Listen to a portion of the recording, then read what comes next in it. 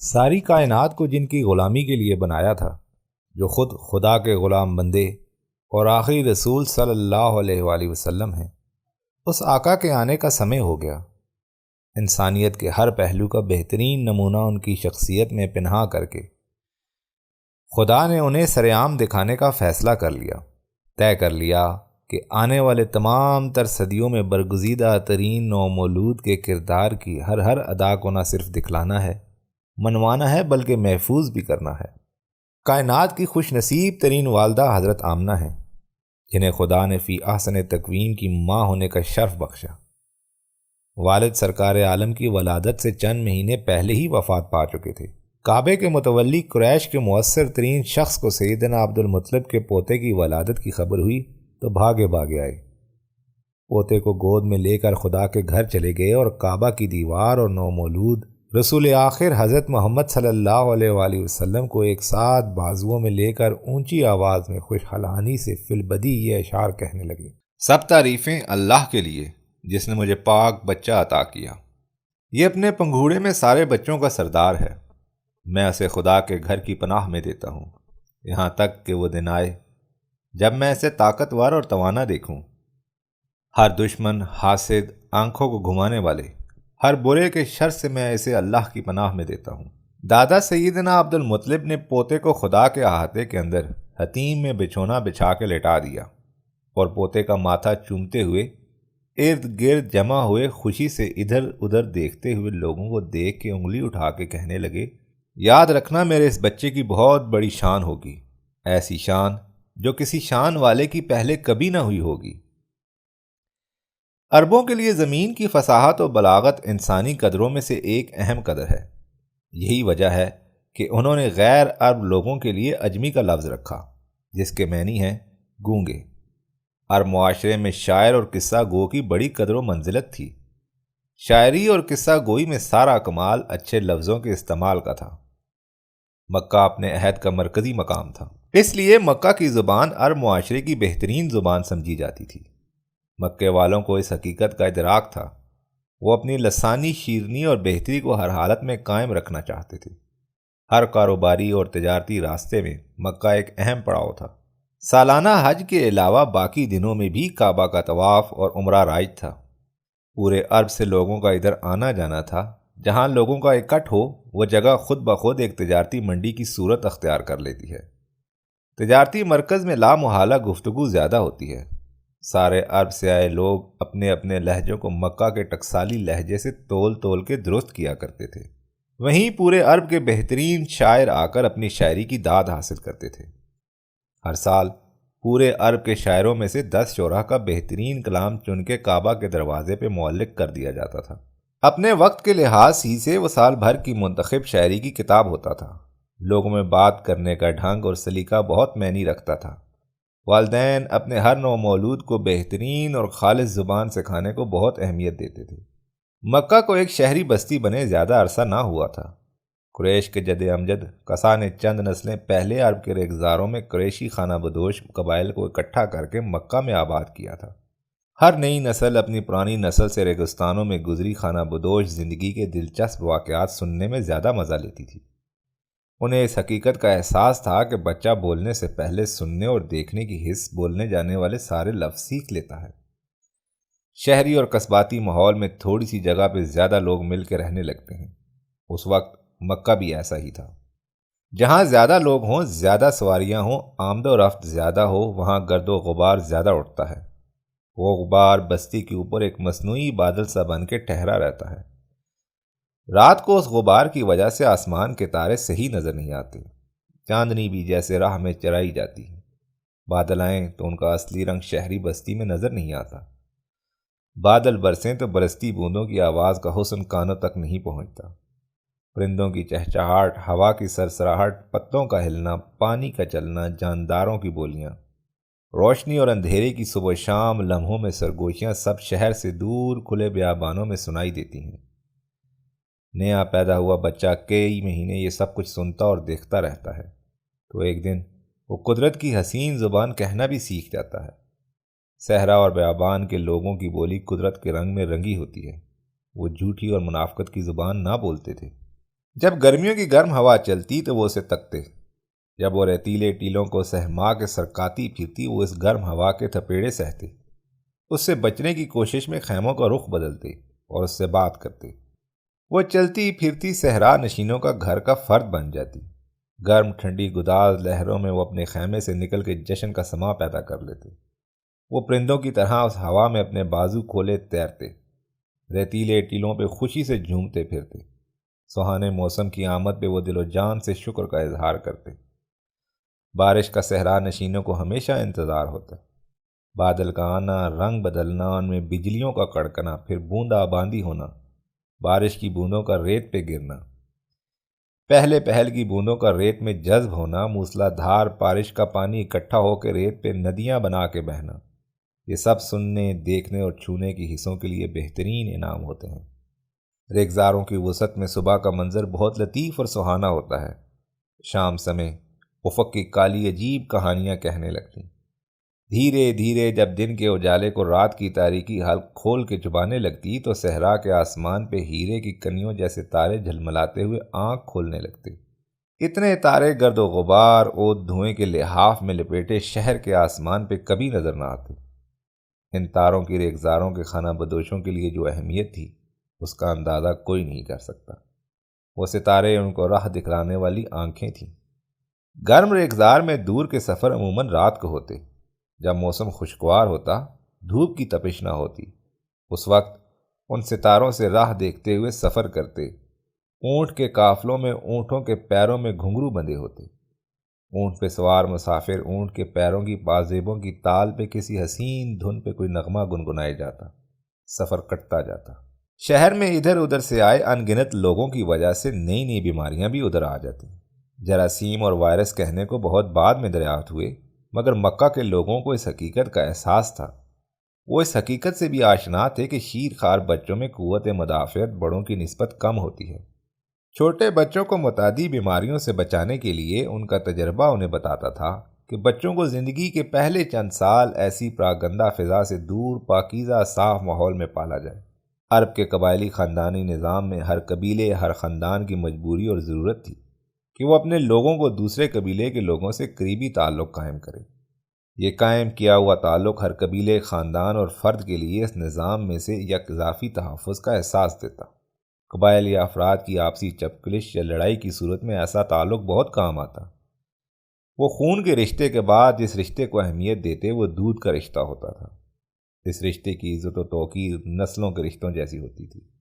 عرب کے وہ لوگ اس قدیم عہد میں بھی اس حقیقت کو جانتے تھے کہ نومولود بچے میں اعلیٰ اقدار پیدا کرنے میں اس کے والدین کی طرف سے ملی منفرد خصوصیت کے علاوہ بہت قدریں شیرخواری کے زمانے میں بچے کو ملے دودھ کے توسط سے ملتی ہیں۔ ان سب حقائق کو جانتے ہوئے اس زمانے میں مکہ میں پیدا ہونے والے ہر بچے، ہر بچی کے والدین پیدائش سے چند ہفتوں بعد اپنے بچوں کو صحرا سے آئی دودھ پلانے والی آیاؤں کے حوالے کر دیتے تھے۔ عموماً صحرا نشین عورتیں 2 یا 3 سال تک کے لیے بچے کو دودھ پلاتی تھیں۔ اگرچہ کوئی طے شدہ معاوضہ یا اجرت نہیں ہوتی تھی، لیکن خانہ بدوش قبائل کی عورتیں شہر سے جس بچے کو گود لیتی تھیں انہیں آخر میں بچے کے والد سے اس کی حیثیت کے مطابق انعام کی صورت میں معقول رقم کے ساتھ بھیڑ، بکریاں یا اونٹ مل جاتے تھے۔ اس انعام کے علاوہ 2 گھر والوں میں بھی ایک دائمی تعلق بھی استوار ہو جاتا تھا جو دونوں طرف سے متعلقہ بچوں کو ساری زندگی کام آتا۔ دودھ کے رشتے میں بندھ کے بڑے ہو کر وہ ایک دوسرے کے لیے تقویت کا باعث بنتے۔ صحرائی دودھ پلانے والی عورتیں عموماً چند مہینوں بعد اکٹھی ہو کر مکہ کا رخ کرتی۔ مکہ کے بچے والی آیاؤں میں بہتر آیا کا انتخاب کرتے۔ ان کے ذہن میں یہ ہوتا کہ وہ اپنا بچہ جس آیا کے حوالے کر رہے ہیں اس کی اپنی صحت کیسی ہے۔ جسمانی صحت کے علاوہ وہ معاشی عادت ظاہر ہے ہر ماں اپنے بچے کو کسی دوسری عورت کے حوالے کرتے ہوئے اس کے سراپا، اس کے کپڑے، اس کی سواری، اس کے رکھ رکھاؤ سب پہ نظر رکھ کے فیصلہ کرتی۔ ہر ماں یہ سوچتی کہ وہ جس عورت کو بچہ حوالے کر رہی ہے وہ بیمار تو نہیں کہ میرا بچہ بیمار کر دے، زیادہ غریب تو نہیں کہ میرا بچہ بھوکا مار دے۔ آیاؤں کو بھی انتخاب کا حق تھا۔ وہ بچہ گود لینے سے پہلے دیکھتی کہ بچے کے باپ کی مالی حیثیت کیا ہے۔ عورتیں تو عموماً اپنے مردوں پہ ہی انحصار کرتی تھیں، اس لیے ہر آیا کو گود لیے بچے کے حوالے سے بچے کے باپ سے 2-3 سال بعد انعام و اکرام کی صورت میں معقول معاوضے کی امید ہوتی تھی۔ بچے کے خاندانی پس منظر کے حوالے سے بھی اس بچے کا مستقبل کا اندازہ ہوا کرتا تھا۔ رسول اللہ کی پیدائش سے چند ہفتوں بعد بنی سعد کے خانہ بدوش سے 10 شیر خوار بچوں کی مائیں اپنے خاوندوں کے ساتھ اپنی سواریوں پہ چڑھی مکہ آئیں۔ اس خانہ بدوش قبیلے کے ڈیرے مکہ کے 3 اطراف میں کوئی 10-15 میل کے فاصلے پہ پھیلے ہوتے تھے۔ وہ اپنے ڈیرے موسم کے لحاظ سے بدلتے رہتے۔ گرمیوں میں وہ پہاڑی بستی طائف کی طرف سرک جاتے، جہاں بنی سعد کا نسبتاً ایک مکمل ٹھکانہ بھی تھا، جو پہاڑی گاؤں میں بنی سعد کی بی بی حلیمہ کا گھر تھا۔ حوازن کے علاقے میں اس گاؤں کا نام شہتا تھا۔ اس گھر کے صحن میں ایک کنواں تھا۔ سردیوں میں پورا قبیلہ طائف کے پاس اپنے گاؤں سے نکل کے مکہ کے جنوب سے مغرب کی طرف سرکتا رہتا۔ جن دنوں اپریل کے آخری دنوں میں بی بی حلیمہ اپنے خاوند حارث بن عبدالعزیٰ کے ساتھ اپنی 9 دوسری ہم جولیوں کے ہم رکاب مکہ آئیں، ان دنوں ان کے خیمے مکہ سے جدہ کی طرف 22 کلومیٹر دور یثرب کے جاتے راستے کے پاس حدیبیہ کے قریب ایستادہ تھے۔ آج کل اس جگہ کا نام شمیسی ہے۔ دودھ پلانے والی 10 آیائیں مکہ پہنچ گئیں۔ جن گھروں میں بچے پیدا ہوئے تھے باری باری ہر آیا ان کے گھروں میں گئی۔ سیدہ آمنہ کے گھر میں ایک ایک کر کے ساری آیائیں آئیں۔ سب نے دیکھا بچہ صحت مند ہے، خاندان جاہ و چشم والا ہے، مگر بچہ یتیم ہے۔ ہر آیا دودھ پلانے کی مدت ختم کر کے بچے کے باپ سے انعام کی توقع رکھا کرتی تھی۔ جس یتیم کا باپ مر چکا ہو وہ کس سے توقع کرتی؟ ایک دادا تھے عبد المطلب، مگر دادا کا اپنا بھی انہی دنوں بچہ پیدا ہوا تھا جس کا نام تھا حمزہ۔ حمزہ کو انہی آیاؤں میں سے ایک آیا مل گئی۔ ایک یتیم بچہ کسی آیا نے گود نہ لیا، وہ بچہ رسول خدا تھا۔ ایک آیا بھی اتنی غریب اور مسکین تھی کہ کسی نے اپنا بچہ اسے پیش نہ کیا۔ وہ آیا بی بی حلیمہ تھی۔ شام ہو گئی۔ شہر سے باہر اپنے بنائے عارضی پڑاؤ کی طرف ساری آیائیں چلنے لگیں۔ بی بی حلیمہ اپنے خاوند حارث بن عبدالعزیٰ کے پاس جا کے چپکے سے بولیں، ابو شیمہ، مجھے بغیر کسی بچے کو گود لیے پڑاؤ میں جا کے اپنے قبیلے کی دوسری آیاؤں سے آنکھ ملانے میں شرم آتی ہے۔ شہر میں سارے بچے کسی نے لے لیے، ایک یتیم بچہ جس میں منع کرائی تھی اسے کسی نے نہ لیا۔ تم کہو تو میں اسے لے آؤں۔ ابو شیمہ حارث بن عبدالعزیٰ بولے، لے آؤ۔ بی بی حلیمہ نے سیدنا آمنہ کے دروازے پہ دوسری بار دستک دی، بولی، میں بچے کو لینے آئی ہوں۔ سیدہ آمنہ نے اپنا لال بی بی حلیمہ کی گود میں ڈال دیا۔ بی بی حلیمہ کا جو شیر خوار بچہ تھا اس کا نام عبداللہ تھا۔ وہ بچہ بھی کمزور پتلا سا تھا۔ بی بی حلیمہ خود غربت اور قسم پرسی کے باعث نڈھال اور کمزور جسم کی تھی۔ ان کا خاوند حارث بھی بیمار نہ ہوتے ہوئے بھی بیمار اور لاچار دکھائی دیتا تھا۔ بی بی حلیمہ جس گدھی پہ سوار ہو کے آئی تھیں وہ ہڈیوں کا پنجر تھی، چلتی تو اس کے گھٹنے آپس میں رگڑ کھاتے۔ بار بار اس قبیلے کی عورتیں اپنی سواری کو روک کے بی بی حلیمہ کا انتظار کرتیں اور عجیب تمسخر سے بی بی اور اس کے کمزور گدھی کو تکتیں۔ بی بی کے شوہر حارث کی اونٹنی بھی بوڑھی تھی۔ مفلسی عجیب شے ہے، انسان اور جانور دونوں کو غربت میں مبتلا ہو کے دودھ سوکھ جاتا ہے۔ بی بی حلیمہ سیدنا آمنہ کے یتیم کو لے کر آتی ہوئی یہ سوچتی آئیں، اس یتیم کو کیسے دودھ پلاؤں گی؟ میرا جسم تو میرے اپنے بیٹے عبداللہ کے لیے پورا دودھ نہیں بناتا۔ میرا بچہ بھوکا رہتا ہے، اب 2 بچوں کو کیسے دودھ پلاؤں گی؟ بی بی حلیمہ نے ساری کہانی بعد میں خود سنائی۔ بولی، جو ہی میں اپنے خیمے میں آئی مجھے اپنے جسم میں ایک عجیب خوشگوار صحت مند تبدیلی محسوس ہوئی۔ میں نے دونوں بچوں کو دودھ پلانا چاہا تو میں ششدر رہ گئی۔ میرا جسم دودھ سے بھرا ہوا تھا۔ قریشی یتیم بچے نے ایک طرف سے جی بھر کے پیا پھر سو گیا، دوسری طرف سے میرے بچے عبداللہ نے پیا، وہ بھی سیر ہو گیا۔ میں حیران ہوئی، سوچتی رہوں یہ جسم میں آنن فانن اتنا دودھ کہاں سے آ گیا؟ اتنے میں خیمے سے پردہ اٹھا کہ میرا خاوند ابو شیمہ آ گیا۔ اس کے آنے کا انداز ہی اتنا خوش کن تھا جیسے وہ اچھی خبر لے کے آیا ہو۔ وہ زمین سے اوپر اچھلتا۔ اس کے ہاتھ میں ایک پیالے سے بڑا برتن تھا۔ وہ برتن میرے آگے سرکاتا ہوا خوشی سے چیخنے کے انداز میں کہہ رہا تھا، حلیمہ یہ دیکھ، یہ دیکھ۔ میں نے دیکھا وہ برتن دودھ سے لبالب بھرا ہوا تھا۔ یہ کہاں سے لائے؟ اپنی اونٹنی نے دیا ہے۔ میں ہکی بکی رہ گئی۔ ہماری اونٹنی تو بڑی عمر کی وجہ سے کتنے عرصے سے دودھ دینے سے رک گئی تھی۔ یہ کیسے؟ بس دیکھ لو، یہ سارا دودھ اپنی اونٹنی کا ہے۔ اس سے بہت زیادہ، اتنا تو میں پی آیا ہوں، اونٹنی کے بچے کو بھی پلایا ہے۔ یہ تو تمہارے لیے ہے یہ سارا۔ ہاں؟ میں نے اٹھ کے خیمے کا اٹھا ہوا پلو اچھی طرح گرا دیا۔ شام کی روشنی خیموں کی درزوں سے اندر آ رہی تھی۔ بغیر چراغ جلائے ہم دونوں میاں بیوی کی آنکھوں کے چراغ جل رہے تھے۔ میں نے پیالہ پکڑ کے پیا، مجھ سے پورا نہ پیا جا سکا۔ میں نے اپنے خاوند سے کہا، ابو شیمہ تم بھی پیو۔ وہ بولا، بہت ہی ہو چکا۔ کمال ہو گیا۔ میں ہونٹوں سے دودھ کی گاڑی سفیدی پونجھتے ہوئے بولی۔ پھر میں نے اپنے خاوند کو بتایا کہ میرا جسم بھی دودھ سے بھر گیا ہے۔